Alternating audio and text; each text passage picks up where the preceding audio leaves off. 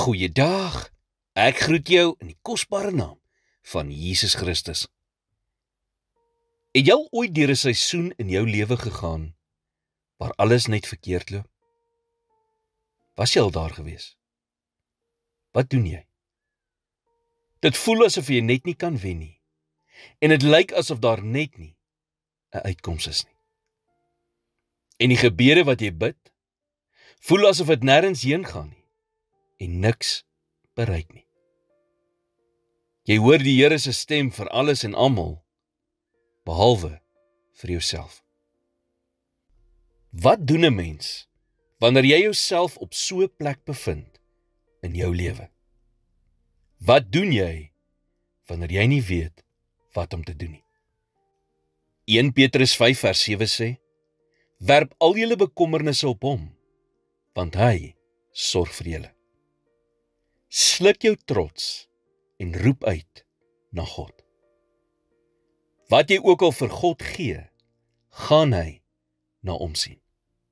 Jy kan verseker wees van dit. Ander mense gaan dalk nie altyd alles oppas wat jy aan hulle toevertrou, maar God sal.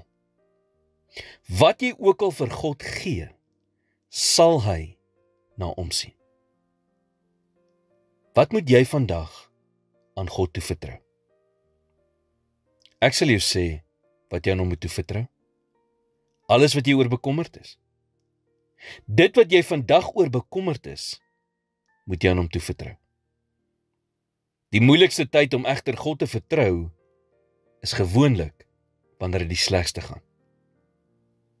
Baie mense vertrou nie eers meer God wanneer hulle in pyn is nie. Jy wil net terugtrek en al jou probleme en pyn vir jouself hou.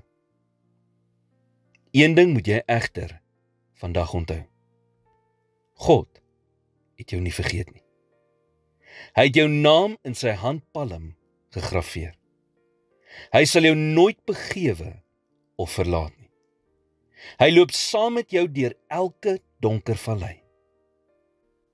Die God wat elke haar op jou kop getel het, en wat weet van elke mossie wat op die grond val, is dieselfde God wat bewus is van al die detail van jou lewe.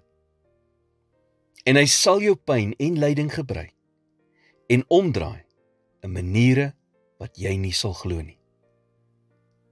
Jou omstandighede sal nie vir altyd aanhou nie.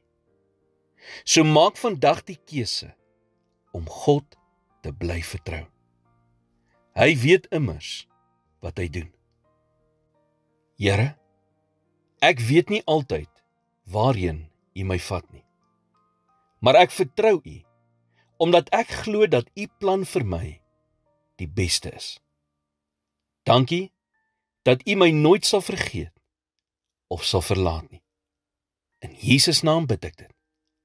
Amen.